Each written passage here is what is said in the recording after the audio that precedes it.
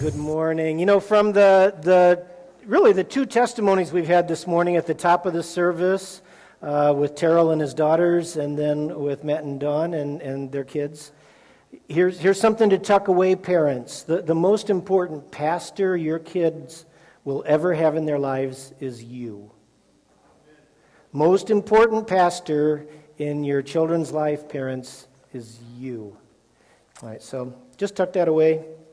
This morning we're going to continue in our Loving on Purpose message series. Last week we just began to look at the importance of communicating the truth inside of us as a necessary part of loving others on purpose. And that begs the question, well, what is the connection? Why is it necessary for us to communicate the truth that's inside of us in order to love other people on purpose? And just quickly by way of review, last week we saw that if we don't understand, or if we can't understand or value our own internal realities, then it's going to be difficult for us to understand and or place value on what's going on with another person. Or to say it maybe a little bit differently, if we can't rightly read what's going on in the inside of us, and if we're unable then to rightly communicate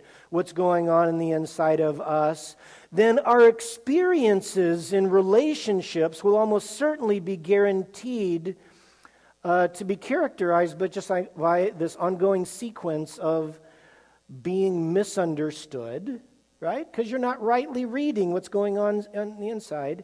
And so your relationships are going to be characterized by being misunderstood and by misunderstanding others. It's only those who have learned to rightly understand and value what's going on in the inside of themselves who can truly and rightly understand and value what's going on with other peoples. And we saw last week then that the first step in rightly reading ourselves and rightly valuing what's going on in our own internal realities for the purpose of loving others is that we need to get real with God. That's the first step in loving others, is getting real with God. In order to love others on purpose, we have to allow God to love us on purpose. And so we have it on the screen here. Let's read. No, there's nothing on that screen. It's on the screen right here.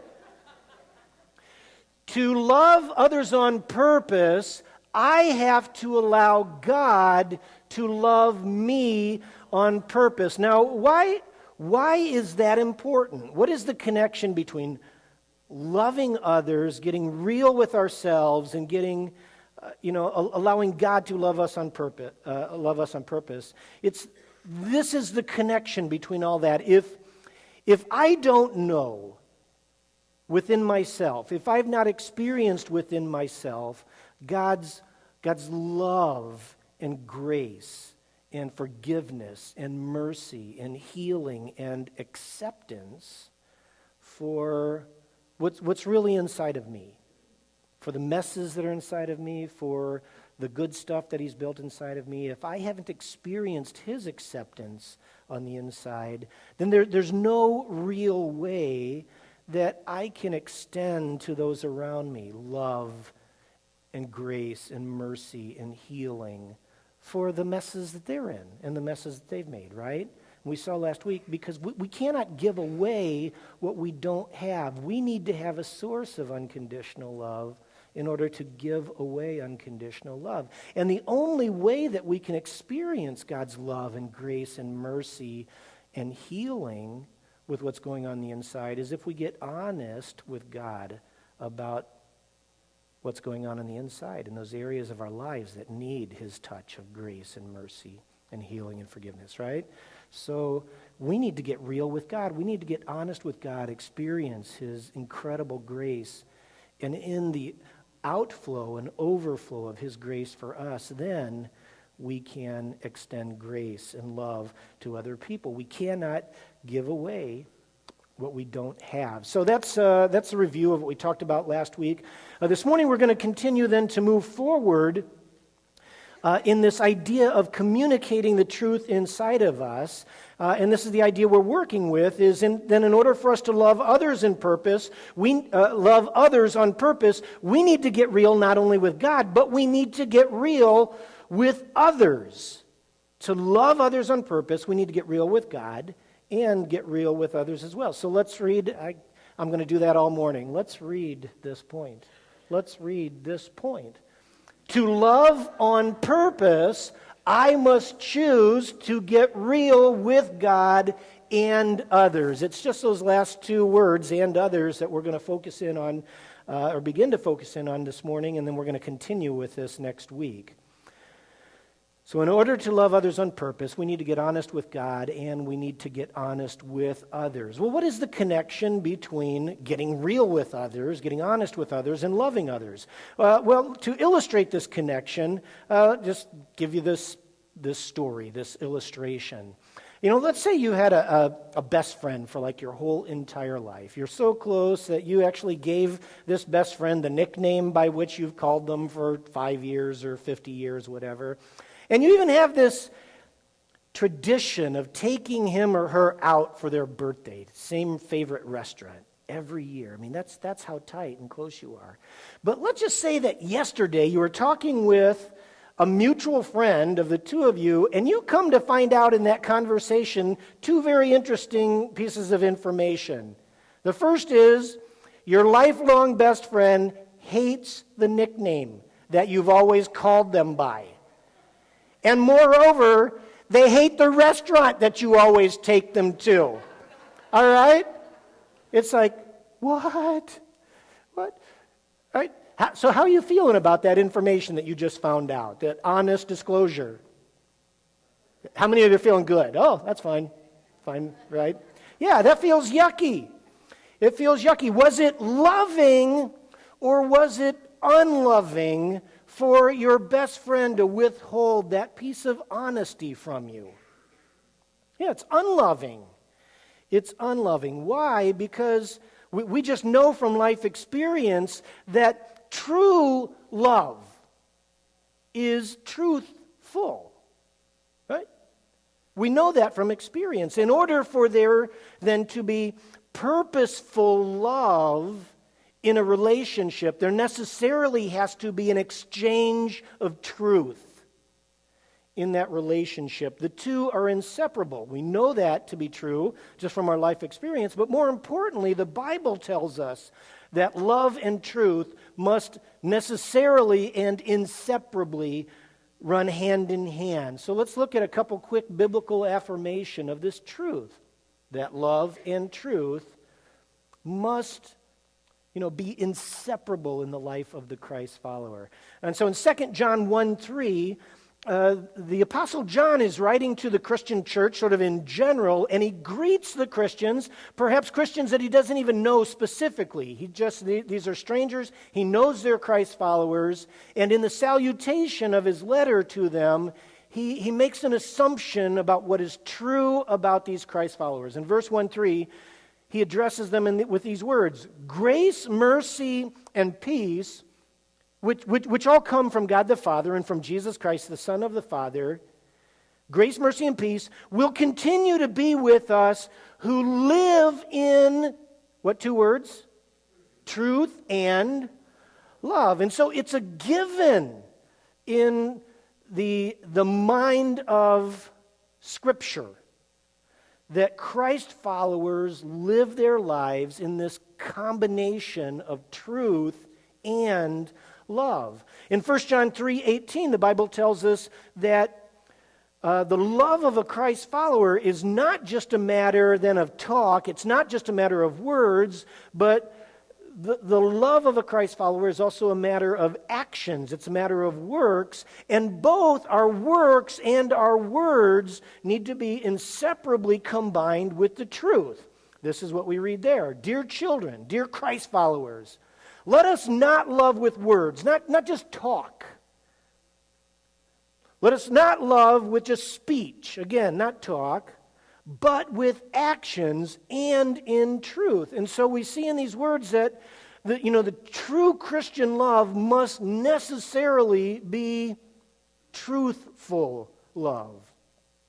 To say it in the negative, love detached from truth is merely the pretense of love. Love that is detached from the truth is just talk. It's just show. It's just the pretense of love. Love and truth must necessarily be inseparable qualities in the life of the Christ follower. And as a final example, in Ephesians 4:15, we're told then that as Christ followers, as we grow in our ability to walk in this inseparable union of love and truth, that we are actually growing to be more like Jesus. When we walk in love and truth, inseparably combined, we are becoming more like Jesus. And so Ephesians 4:15 begins, instead, meaning in contrast to different ways to choose to live, instead, we, Christ followers, will speak the truth, how? In love. We will speak truth in love, and when we do that, we're growing in every way more and more like Christ, who is the head of his body, the church. And so growing in the inseparable combination of love and truth is living more and more like Jesus lived and loved. And so we know not only then from life experience, but we know from the Bible that in order for us to love others on purpose, in order for us to move closer to others in authentically biblical, Christ-like, loving relationships, we must necessarily be both loving and truthful. That is the Christ life. Well, that's easy. I don't think I'm telling you anything you didn't already know. That's an easy truth to understand in our minds. But I think for most of us, if we were to have to be honest, it's a very difficult truth to live. That loving relationships are both truthful and loving. I think it's difficult for most of us to navigate relationships with one foot uncompromisingly planted in the truth and the other foot unyieldingly planted in love. It's easier for us to be truthful but not loving, or loving but not truthful. And honestly, sometimes it's easy to be not loving and not truthful. I'm going to take a few moments just to unpack what it looks like when we try to live out our relationships without both feet firmly planted on the ground of love and truth, uncompromisingly so. So some of us lose our balance in relationships by trying to be loving but not necessarily truthful, right? And in doing so, I think often we're not really being overtly dishonest. We're not trying to lie to people. It's just that we're not honestly talking about important issues that need to be talked about in that relationship. And so it's easy for us to be loving, kind, considerate, but not truthful.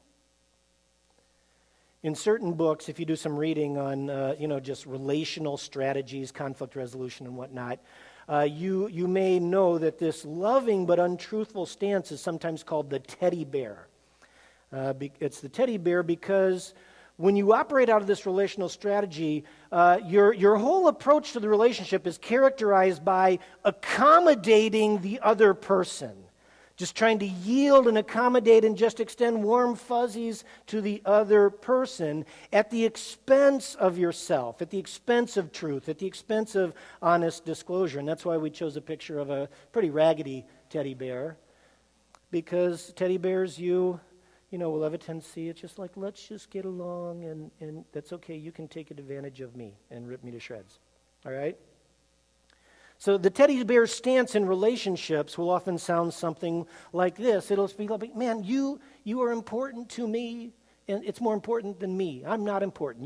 You matter, I don't matter. You're important, and the issue that's kind of coming to a head right now, let's pretend like the issue's not really important. Why can't we all just get along? I'm sorry, that was a cultural reference. Some of you have no idea. Why did he say that? All right. You matter, says the teddy bear, and the issue is not that big a deal. You can win. I'll take the loss. All right? So teddy bears, this is what you'll do. You will tend to bury issues for the sake of preserving the relationship. You will bury honest disclosure, and you will bury truth for the sake of loving the other person. All right? So does that help you bring into focus? Do you know some teddy bears? Yeah?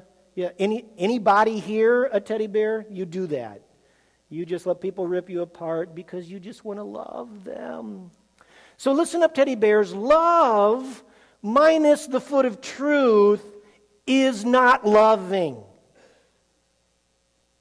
Did you hear that? Love minus the truth is not loving another person on purpose. It's not really a truly loving relational strategy. If you think about the example of the best friend that we talked about a moment ago who didn't like their nickname or birthday dinners, it's quite likely that best friend thought what all of us often think in moments like that. The thought runs something like this: well, if I tell you the truth, it will hurt your feelings, right? You know that one? If I tell them the truth, it'll hurt their feelings, and it would be unloving to hurt their feelings. It would be unloving to tell them the truth, and so I'm going to withhold the truth. Right? You know that one, right? We've all probably done that. And so what we do is we withhold honest disclosure. I don't like that nickname. We withhold honesty in the name of love. But the fact of the matter is, we're often withholding the truth from another person to protect ourselves, not to protect them. We're withholding honest disclosure ultimately to love ourselves, not to love the other person. We withhold the truth out of self-protecting fear. I'm scared to hurt their feelings, and so I'm just going to suck it up. We're operating out of fear, and we saw in the Bible a couple weeks ago that fear in relationships is the polar opposite of love. We can't be operating out of fear in a relationship with another person and loving them at the same time. They're polar opposites. When we're operating out of fear, we are loving ourselves, not the other person. And so the fear-driven truth withholding of the teddy bear is self-loving. It's not other-loving. And as a result, even though when we are operating in the teddy bear strategy, we think that we are withholding the truth for the purpose of not hurting the person so that we can stay in closer relational connection. But the truth is, the loving but untruthful relational strategy creates more distance. Or think of it this way, those of you who can identify, man, I do operate out of the teddy bear strategy. What happens over time with all of those important issues and all of those needs that you haven't talked about, you've just swept under the carpet for the sake of preserving the relationships? What happens to all that pile under the carpet over time? It what? Yeah, you trip over it and it blows up. Right? It blows up big, and it comes out way worse than the day you swept it under the carpet. Right? And so the teddy bear's one-footed strategy to lovingly preserve the relationship through truth withhold, it really doesn't work. It will inevitably eat away at you and blow the relationship up.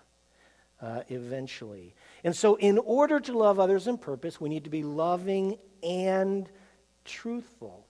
Proverbs 27:6 is a really good, practical piece of biblical wisdom for teddy bears, and for all of us to embrace, actually, when we're operating in that teddy bear stance. Proverbs 27:6 reads, "Wounds from a sincere friend are better than many kisses from an enemy." Let's read that together.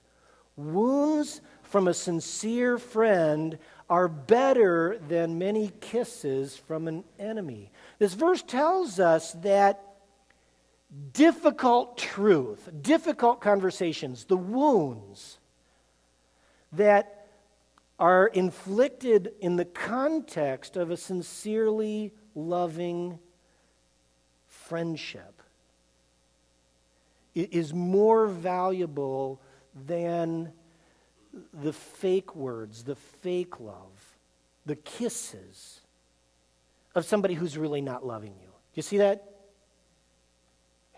That truth in the context of a loving, accepting friendship is way more valuable than the appearance of love from somebody who isn't really being loving.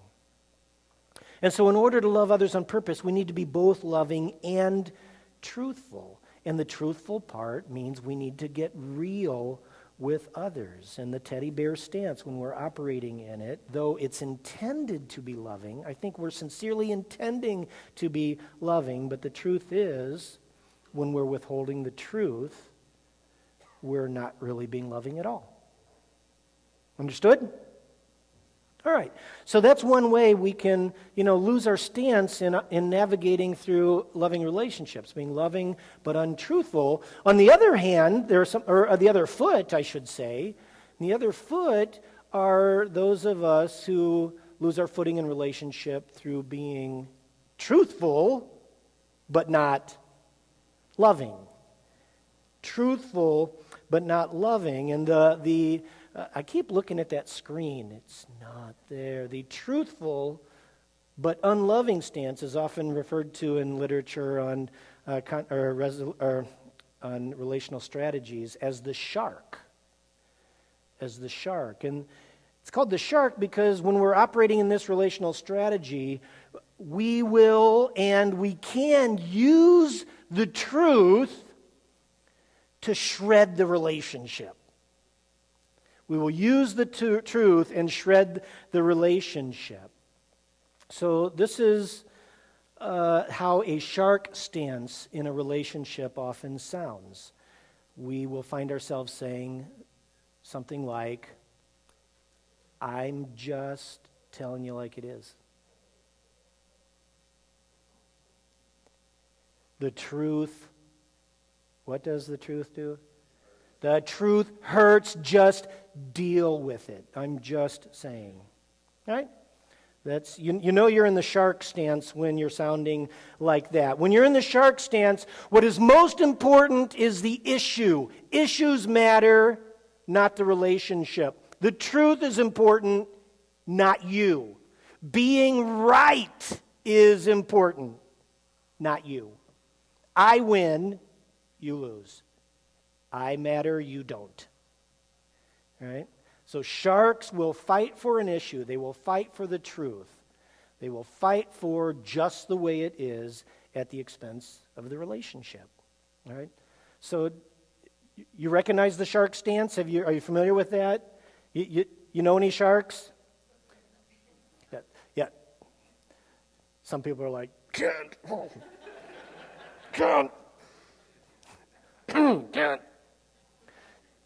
That was my wife. She was. Any sharks? Anybody else who will fess up? Yeah, I can gravitate quite naturally. All right, it's just me. So the rest of the sermon is for me. You guys just nod like you're getting something out of this. All right.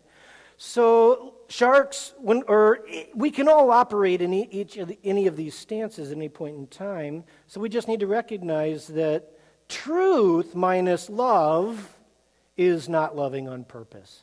Is that pretty obvious?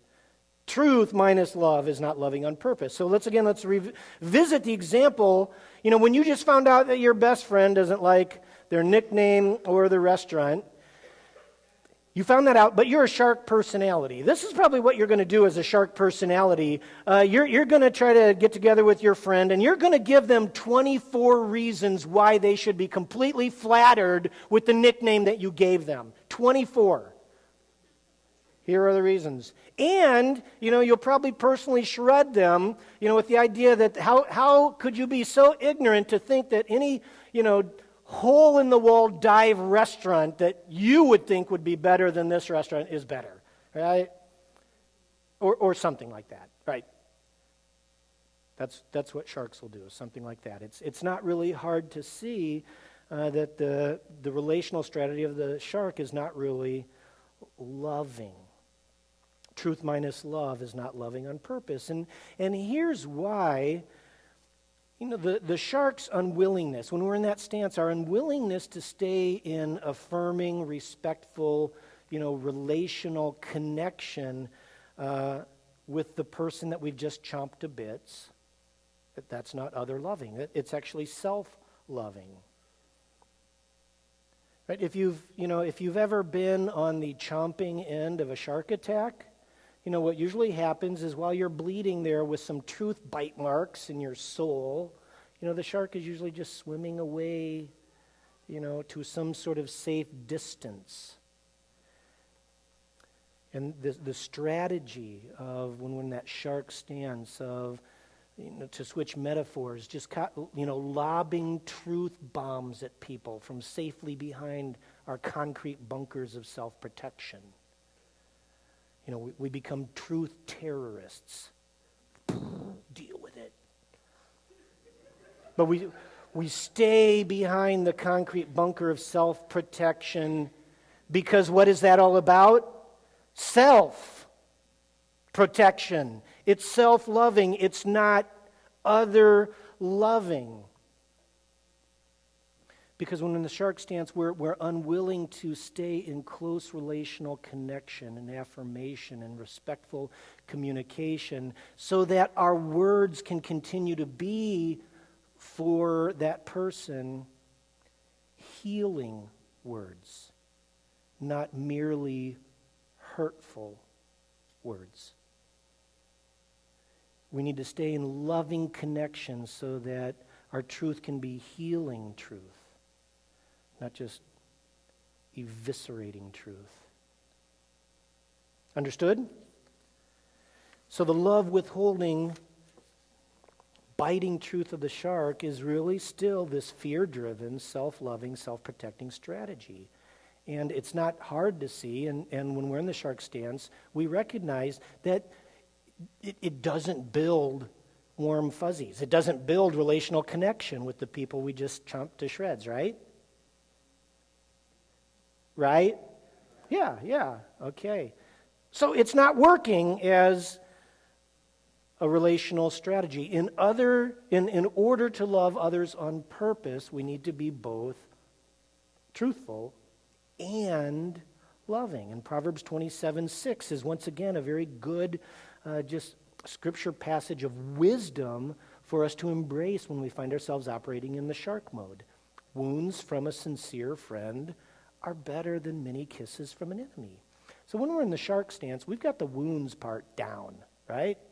Got the wounds part down. It's the sincere friend part that needs some attention.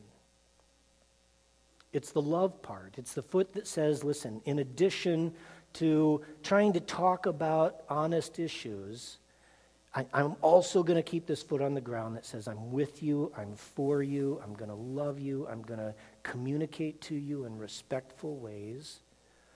And all that, both feet on the ground, while we try to work our way through this very difficult but important issue.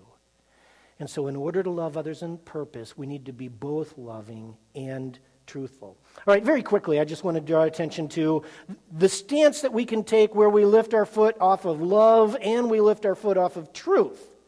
The unloving and untruthful way of navigating relationships. The turtle is the name that is given to the unloving and untruthful relational strategy because when we're operating in the turtle mode, our relational stance is best characterized by withdrawal.